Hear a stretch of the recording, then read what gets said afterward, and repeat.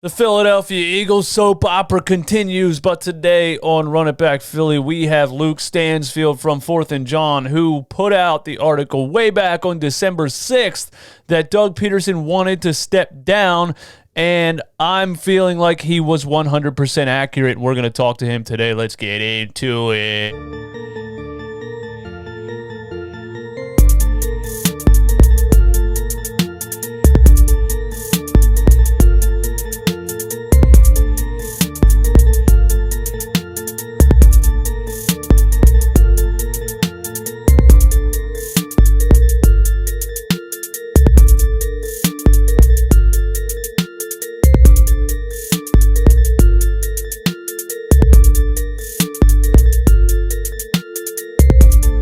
This episode of Run It Back Philly is brought to you by the Teespring store. Click the link in the description if you're as depressed as I am about the Philadelphia Eagles. Get yourself a Kelly Green Depressed Philly Sports Fan t-shirt and be sure to tell everyone where you got it. Click the link in the description. Use RunMy20, the code RunMy20 for 20% off.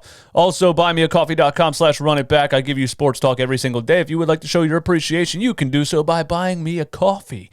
I forgot to bring this up to talk about who the last coffee was. The 21st supporter, KP, thank you for the coffee. He says, do your podcast. He got to pick the location that I do a random podcast in, and he said, do your podcast in front of the Wells Fargo Center or the Rocky statue. And you know what, man? I live in Hershey, Pennsylvania. Philadelphia is about an hour and a half away from me, but you guys have been so damn amazing with this channel. You guys, you subscribers, have been so amazing. You've given me so much in the past year and a half. I owe it to you. So sometime in the next couple of weeks, I will drive to Philadelphia and record a podcast episode in front of the Rocky statue. Thank you, KP, for that. Buymeacoffee.com/runitback. If you're new, hit the subscribe button. 50% of people that watch these videos are not subscribed. I think that's very rude. I give you these podcast episodes every single day. All I want is a subscription. Hit the like button if you like the truth. Let's get 1,000 likes on this video. I'm going to give you 5 seconds to hit the like button if you're not a fraud.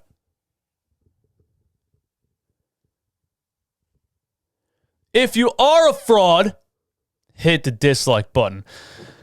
Let's get into it, man. I cannot believe Howie Roseman survived this. Actually, I can. I'm at a loss for words, though, when it comes to it. Let me make sure my orange Donald Trump light is off.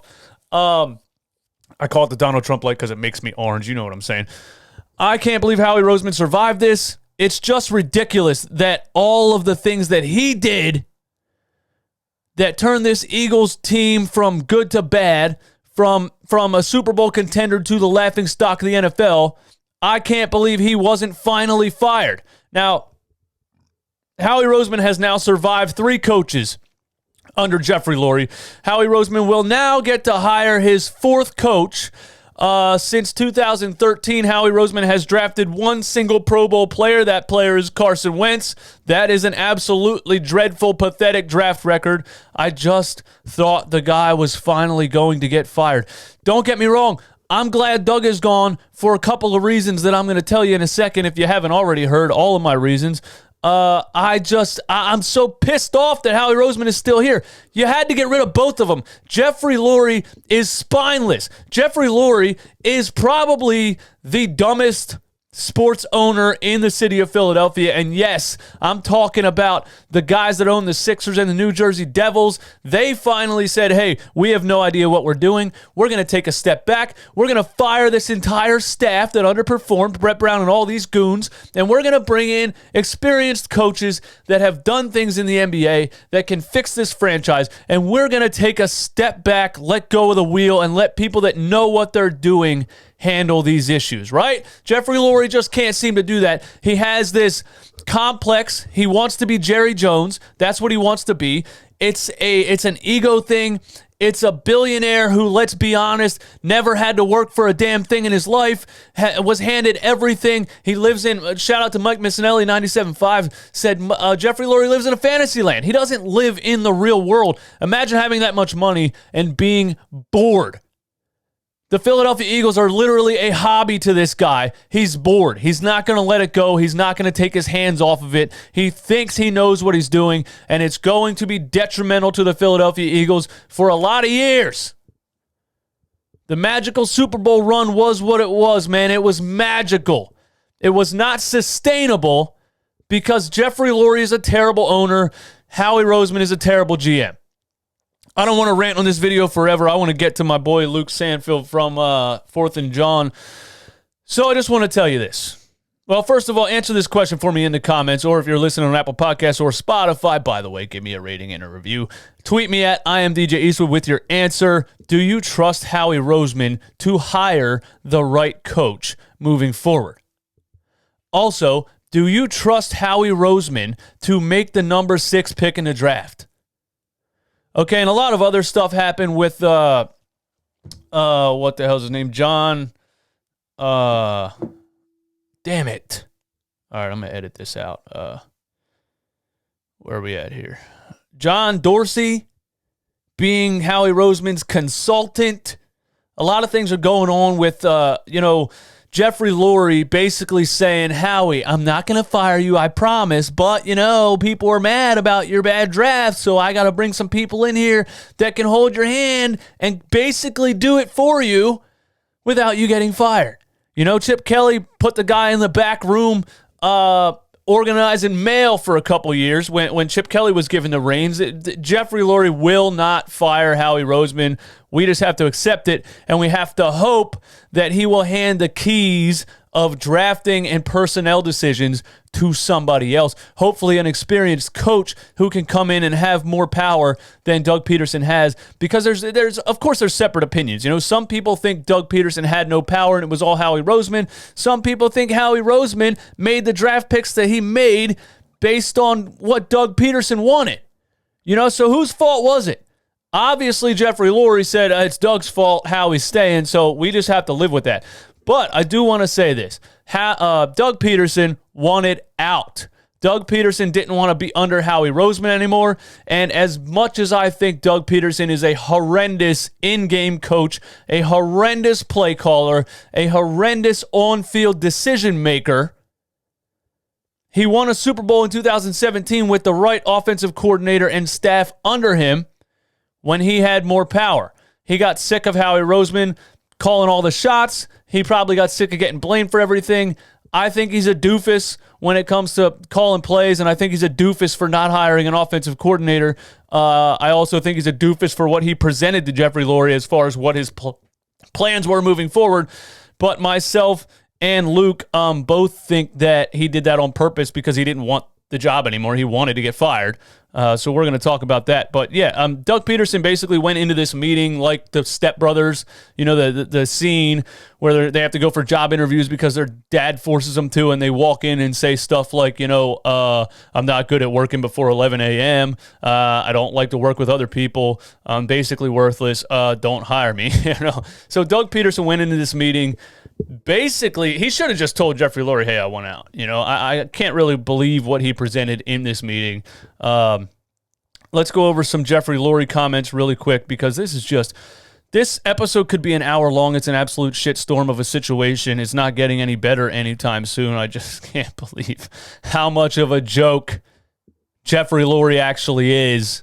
Because firing Doug Pederson is similar to benching Carson Wentz and putting Jalen Hurts in. There was an issue there, and you changed it, but you didn't change it the right way, and you're not fixing any of the actual issues. Unless the coach that comes in gets a lot of power, and Howie Roseman goes back to the mailroom, stock and mail, nothing's going to change. Jeffery Lurie was asked about Wentz coming back. This is a quote that I found interesting because the guy's so out of touch with reality. Instead of saying, yes, we are on a mission to fix Carson Wentz. Carson Wentz is our guy. We're going to do every single thing we possibly can to get Carson Wentz back to that MVP type of player that he was. Instead of saying something like that, Jeffery Lurie said, we are focused on improving the whole team, not just one player. He kind of alluded to the future and not the immediate future, which is also depressing, but he said we are focused on improving the whole team, not just one player. Bro, I don't know if you know this about football or not, Jeffery Lurie, but the quarterback leads the team. Yes, you need to improve the whole team, but you need to improve the whole team to help the quarterback succeed. I still don't feel like these guys have Carson Wentz's best interest in mind. I have a very, very bad feeling about it. Who knows what the hell they're going to do with Jalen Hurts, Carson Wentz. Trade Carson, keep Jalen. Keep Carson, keep Jalen for no reason. Keep Carson, trade Jalen. It's just a ridiculous situation. So he kind of alluded to the future and not the immediate future, which is depressing. It sounds like he's expecting to be bad for the next 2 or 3 seasons, and that sucks because Carson Wentz is 28 years old, and is his team going to be bad until Carson Wentz is into his mid-30s? At that point, is Carson Wentz going to be any good? Is Carson Wentz going to go out there and get sacked 50 times next season? You know, it's just, I don't have a good feeling about any of this. You guys can let me know in the comments how you feel, but I'm not looking forward to it, man. I'm really not. I'm not looking forward to anything the Philadelphia Eagles organization has to offer. But let's talk about Luke Stansfield, writer for Fourth and Jawn. Fourth and Jawn, a popular Philadelphia area podcast and website who puts out Philadelphia Eagles news and that type of thing. Luke Stansfield tweeted back on December 6th that he heard rumblings that Doug Pederson wants out as the Philadelphia Eagles head coach, and he was so confident in his sources that he tweeted it, and he wrote a whole article about it. And I did a whole reaction video to that article asking you guys if you believe this news or not, and I'm not going to lie to you, a lot of you guys said no. I thought the dude wrote it in a very, very confident way that somebody wouldn't write something when they have a standard to uphold and a credibility to uphold. So I believed every word that he said just based on how he wrote it. And it made more sense to me because Doug Pederson seemed like he didn't care at that point. You know what I mean? So he put out the article. I reacted to it. A lot of people didn't believe it. And he ended up being 100% accurate. Because let's be honest, the plan that Doug Pederson presented Jeffery Lurie was an absolute joke. There's no way he thought that was serious. There's no way he thought Jeffery Lurie was going to say yes to that. Doug Pederson wanted to be fired. That's the truth. So let's go ahead and talk to Luke Stansfield about that article and what he heard. And we're just going to have a quick conversation about the Philadelphia Eagles in general. Here we go. Luke Stansfield from Fourth and Jawn, like I told you guys earlier, the writer who put out the article reporting that Doug Pederson reportedly wanted out or wanted to step down or wasn't happy in the position or wouldn't be upset if he was let go. I'm just going to let you explain that a little bit for the people, the subscribers who run it back. Luke Stansfield, ladies and gentlemen, welcome, sir. What's up, man? First off, thanks for having me on.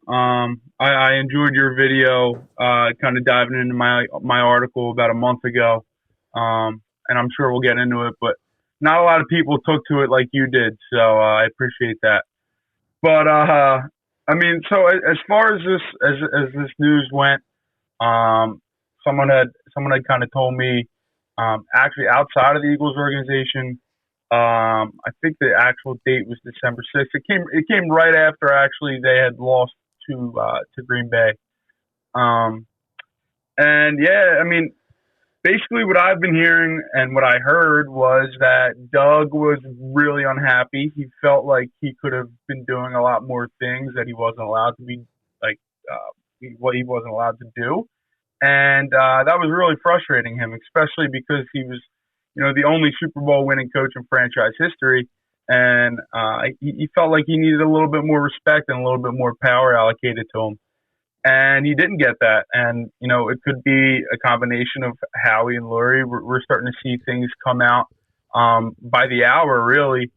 And it's kind of frustrating because they kind of turned on him a little bit. And it kind of, you know, made that relationship turn sour. And I mean, I know I mentioned it in the article, but you know, he's going to be the hottest commodity on the coaching market. And it's going to be tough to watch him, you know, end up somewhere. He could very well end up in a place like Atlanta or Detroit, maybe even LA. And they're 3 teams that we play next year. And that would be pretty crazy to, you know, 1 year removed to be facing Doug Pederson in a different city. So yeah, that would just be crazy. I do want to say, just based on what you said there, it does suck for a head coach that he is the face of everything that happens. So we as fans don't necessarily see anything behind the scenes, and a whole bunch of things could be going on that the coach gets blamed for, and then he has to stand up in the press conferences and answer all these questions. And you could see the frustration on his face in those press conferences, and you could hear him on the radio where he's telling people on WIP, like, I can't wait till this call is over. I don't want to be here. Like, he was just so frustrated. And it reminds me of, I don't know if you're a big into Sixers, but it reminds me of the Brett Brown situation, because we hated that guy so much. And then we found out there was owners selecting draft picks. There was so much stuff going on that probably that coach took the brunt for. And that seems like what happened with Doug Pederson. I mean, aside from all of that, I think his play calling on the field was absolutely horrendous. But all of the things that happened, and maybe he was just so pissed off that he stopped caring towards the end. That's what it seemed like to me. And then to have this meeting with Jeffery Lurie and absolutely what seemed like intentionally bomb the meeting to get fired is just, I mean, it all seems like it's adding up. So just on the article in general, because you're like the only person that put it out that far ahead. And I saw it and I was like, is this true? I don't know who this guy is, but 4th and Jawn, I know what that is. So he has some credibility. He wouldn't just throw something out there if he didn't feel like it was true. Did you get a lot of hate for it? Or did you just get a lot of people saying fake news or anything like that? Yeah, no, I did get a lot of hate for it. I even had, some verified accounts. I'm not going to, name names, but, messaging me saying, this is a disgrace. You're never going to bounce back from this, blah, blah, blah. And I kind of let some people hear it on the timeline yesterday. I was doing a little bit of a victory lap. But a bit of an end zone dance. Yeah, no, it definitely wasn't received well. And I even went back and looked at some of the comments on your video, and people, I mean, it was kind of 50-50. It was either like, you know what, this could be very well true, and they believed it, or it was the complete opposite, saying, I even got someone said to me, with all due respect, who the hell is Luke Stansfield? But I let them hear it yesterday a little bit, and now I'll take my seat down. But yeah, man, it was. I mean, anytime someone comes out with some news like that, and they're not very well known, or it's not going to be received well, and I get that, and that really, I feel like if people really thought about it, that made it even more of a reason to be believable, because I knew that I was making such a big claim that if I didn't really have some substance behind it, I would have never done that. And, I stuck to my guns, and I never, went and pressed the delete button, even when, Schefter was reporting last week saying Doug Pederson's back as the Eagles head coach. And I stuck to my guns, and lo and behold, it ended up panning out exactly how I had said. I wouldn't say exactly how I said, but most of what I said. Yeah, it was interesting. Yesterday was interesting, and people, what they were saying to me, very, very interesting. Well, Philly fans are very interesting with their words in general. Yeah, I'm sure if they could have pelted you with snowballs in the face in your own house, they would have done that. Do you think it was a little bit animosity from maybe bigger names with verified check marks on Twitter that were like, why does this guy have this news and I don't have this news, and something like that?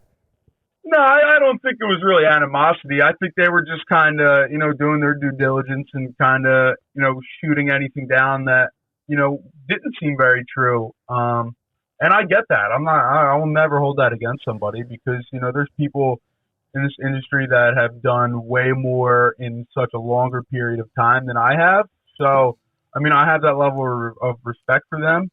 And like I said, man, I knew that I was putting something out there, and I knew that my source was credible. I even doubled down and said, this source has reported to me multiple times throughout the year. Yeah, that's what I was reading the replies. Yeah, I was reading your replies to verify. And I get it. It's normal. It's just how people are, and I honestly don't hold that against anybody. I would probably do the same thing if I had, some of the following that they had, and and Yeah. you know, a young guy like me had come out and thrown something out there. I mean, it shocked everyone, and I mean, hearing that a month ago was like people were like, "What? Yeah, There's and no that's the thing. way." Yeah, it was unexpected for sure. So I got to give it to you though for sticking to your guns. You know, first of all, everybody starts somewhere. You might be the next Adrian Wojnarowski of the underground Philadelphia sports world. You know, I mean, keep doing what you're doing. If you have these sources that end up being right, and you can get it out there before anybody else, you know what I mean. You could be Adam Scheffner or anybody else. And then you can just stop going to college, and you can make a lot of money on TV. yeah, I don't think I'll ever make it that big. At least not nearly as big as some of those guys. Hey, But sky's the limit. I mean, I also got to give credit to some of the guys I work with over at Fourth and Jawn. I mean, Gail Saunders, Evan Hearn, and the rest of the bunch. They really kind of brought me in with open arms about a year ago. I kind of just started this thing about a year and a half ago. I was sitting in my house. I was, you know what, I'm turning my Twitter into just Eagles That's content awesome. and stats all day, every day. So, Yeah, that's awesome. yeah, man, I made some good connections, and I enjoy it. So, I mean, I can't thank those guys enough. Absolutely, that's awesome. All right, so I just started this about a year and a half ago, honestly, on YouTube at least. But I've always been just a big, loud, outspoken, crazy Philly fan, and I'm not a reporter by any means. I have absolutely no idea what I'm talking about ever. I'm still trying to figure out why 8,000 people listen to me. But let's just talk about the Eagles situation real quick, and then we're gonna get up out of here. All right, so like, how do you think Howie Roseman survived this whole situation? Do you think you don't have to speak about him negatively if you don't want to. If that, I don't have any credibility at all. I call people asshole, stupid, dumbass, whatever. I think Howie Roseman is a little snake that kisses Jeffery Lurie's ass, and Doug Pederson took the brunt for it. I wasn't a fan of Doug Pederson's play calling or the way he handled the Carson Wentz situation in general, but I just wanted Howie Roseman to get fired alongside him, and he survived once again. Yeah, I think a lot of it actually has to do with Wentz more than Howie Roseman. I think someone had to be gone. There had to be a scapegoat. And do I think Howie deserved, maybe a little bit more of the brunt? Absolutely. But when it comes down to it, Howie Roseman's not the one making the play calls. Howie Roseman's not the one at practice. Howie Roseman's not the one trying to develop Carson Wentz. And the Eagles have done it in their past history. They always choose the quarterback over the coach. And I mean, I've been saying that since day one. They're going to choose the quarterback over the coach, and they're going to try to save the player before they save the coach. And that's exactly what I think they did here. That the relationship between Doug and Howie, Doug and Carson was close to irreparable. And I mean, just the contract situation alone with Wentz, it didn't make sense to kind of try to go get rid of him and keep Doug. As far as Howie goes, yeah, he's kind of in cahoots with Lurie, I think. But I also think that Howie does get a little bit too much flack, in my opinion. The draft, his draft and his inability to draft, and the whole talent evaluation thing, I'll give it to you. It's not there. It over the years, it's progressively gotten worse. But I think he's really good with money, and I think he really, finds the little crevices of contracts and kind of flips things around. And that's exactly what they're going to need right now, because they have no money and they have a very, very highly aging roster. And I think that was Lurie's kind of thought process. Now, do I think Howie is close to near the chopping block? Absolutely. I think if he doesn't hit on some draft picks here, or if he doesn't step back and give Dorsey a bigger role in this draft, I think he's the next one. And I could very well see that coming, mid-year next year, or even sooner than that. And I think a lot of it has to do, like I said, with just the quarterback situation alone. I think they're going to bring someone in and cater the coach to one of the two quarterbacks. and I'm sure we'll talk about it. But I hope it's Wentz because I think he has a lot more to prove, and I think he's a very, very good quarterback. But time will tell. Yeah, I do. I mean, Howie Roseman did build a Super Bowl winning team, and they had so many Pro Bowlers on that team, all in their prime. It was perfect. And then, even he said in his press conference, we tried to keep the band together, and I think that's just what he did. He tried to keep the band together for too long. Didn't sell people high, didn't move players on when they hit like 30, 32, 33, 34. Re-signing Jason Peters at 38 is one of the most unbelievable things I could probably think of.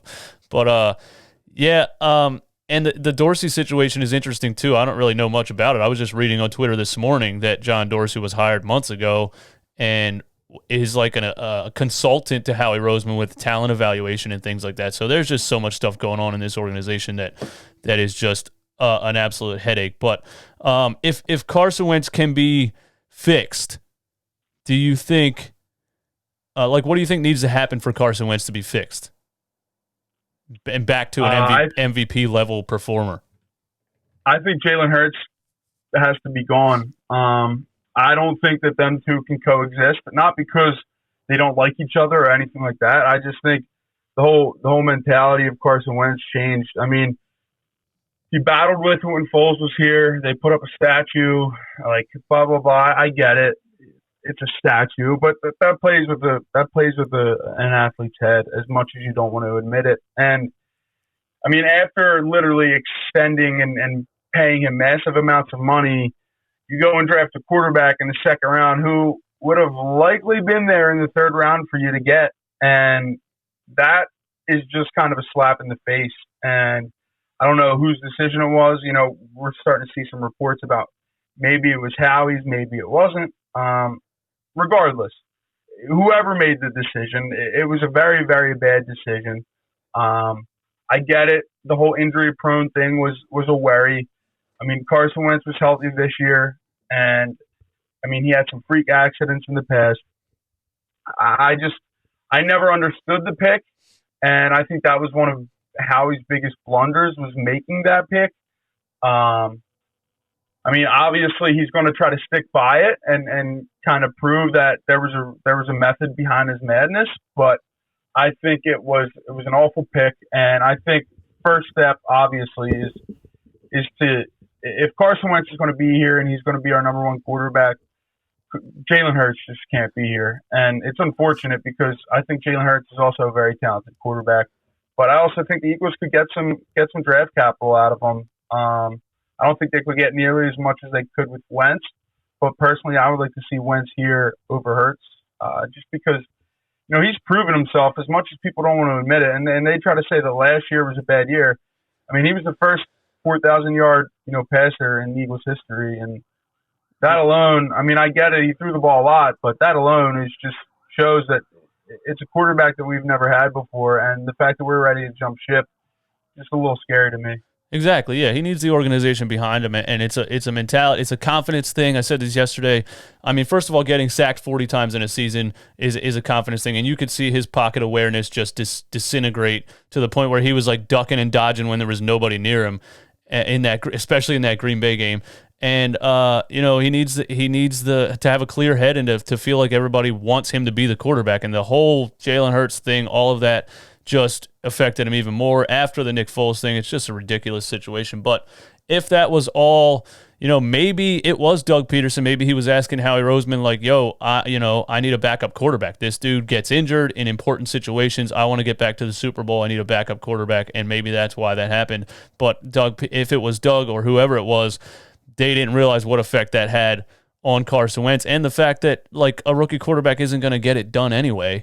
You like, what are you really doing? You're not really playing to play your backup. If a team loses their starting quarterback, they're done. That's just how it is in the NFL. He thought maybe the Nick Foles situation could happen again, like he was some kind of magic quarterback guru or something. I don't know, but it just didn't work out like that. All right, I don't want this to be like 10 hours long.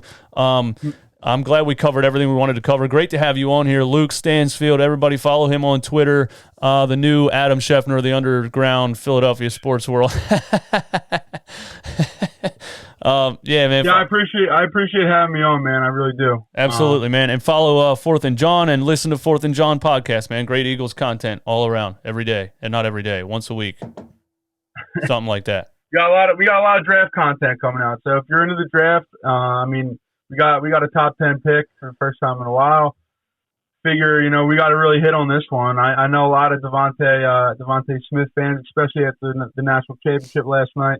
Personally, I'm a defensive guy. I want to go defense, but I mean, check us out and kind of get to know us a little bit. All right, Luke, man, great to have you on, man. Thanks for coming through. Yeah, absolutely. See you later, man. See you. All right, there you have it. Luke Stansfield of Fourth and Jawn podcast. Talking about all the Eagle stuff there is to talk about. It's just so much drama. It's absolutely ridiculous. I'm going to end this right here. Give me all your thoughts and opinions in the comments. My name is DJ Eastwood. This is Run It Back Philly. Can the Eagles turn this around in the near future? I don't know what else to say. Hit the subscribe button if you're new. Hit the like button. Hit the dislike button if you're a fraud. Have a great, fantastic, incredible day. Peace.